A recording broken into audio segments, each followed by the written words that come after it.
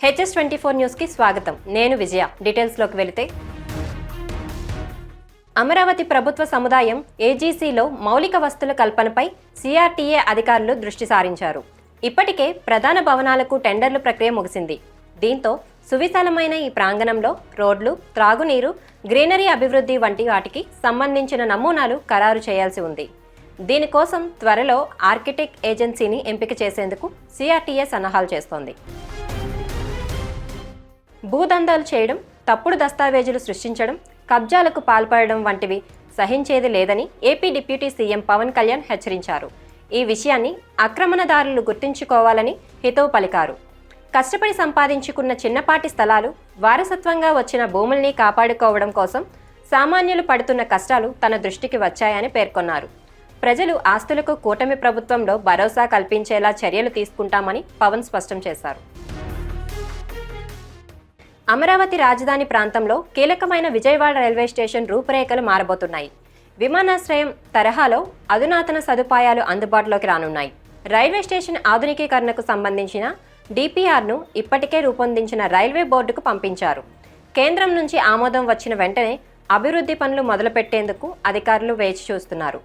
ఇందుకు 850 కోట్ల రూపాయల వరకు అవసరమవుతాయని అధికారులు ప్రతిపాదనలు సిద్ధం చేశారు.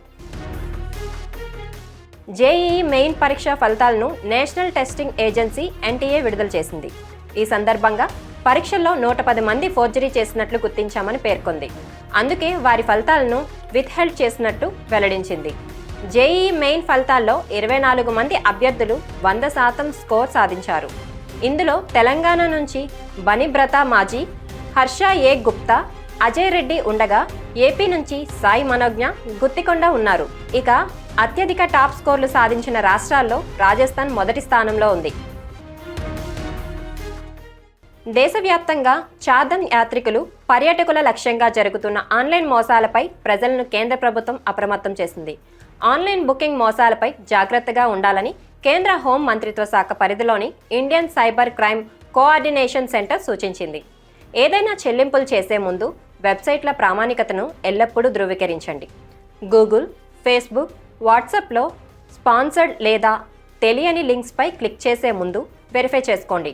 అధికారిక ప్రభుత్వ పోర్టల్స్, విశ్వనీయ ట్రావెల్స్ ఏజెన్సీల ద్వారా మాత్రమే బుకింగ్లను క్రాస్ చెక్ చేసుకోండి.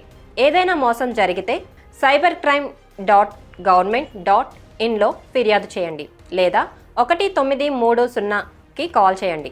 కేదార్నాథ్కు హెలికాప్టర్ బుకింగ్ కోసం heliatra.irctc.co.in వెబ్సైట్ను సందర్శించండి. సోమనాథ్ ట్రస్ట్ అధికారిక వెబ్సైట్ somnath.orgలో గెస్ట్ హౌస్ బుకింగ్ చేసుకోండి అని కేంద్ర హోంశాఖ ప్రకటన విడుదల చేసింది. డొనాల్డ్ ట్రంప్ సర్కారు దిగుమతి సుంకాల బాధుడు మొదలుపెట్టిన విషయం తెలిసిందే. ఈ తరుణంలో అమెరికా, భారత్ ప్రతిపాదన ద్వైపాక్షిక వాణిజ్య ఒప్పందంపై ఏప్రిల్ 23 నుంచి భారత్, అమెరికా ప్రభుత్వ ప్రతినిధులు వాషింగ్టన్ వేదికగా 3 రోజుల పాటు చర్చలు జరపనున్నారు. దీని అమలుకు సంబంధించి కొన్ని నిబంధనలను ఇరు దేశాలు ఖరారు చేసుకున్నాయి. వాటినే టర్మ్స్ ఆఫ్ రెఫరెన్సెస్ అంటారు. వీటిలో దాదాపు 19 అధ్యాయాలు ఉన్నాయని అధికార వర్గాలు తెలిపాయి. ఈ అధ్యాయాల్లో సరుకులు, సేవలు, కస్టమ్స్ పద్ధతులు వంటి వాణిజ్య వ్యవహారాల సమాచారాన్ని పొందుపరిచారని వెల్లడించారు. ఇవి ఇవాల్టి అప్డేట్స్. మరిన్ని అప్డేట్స్ కోసం keep watching HS24 news. Please like, share, subscribe our channel.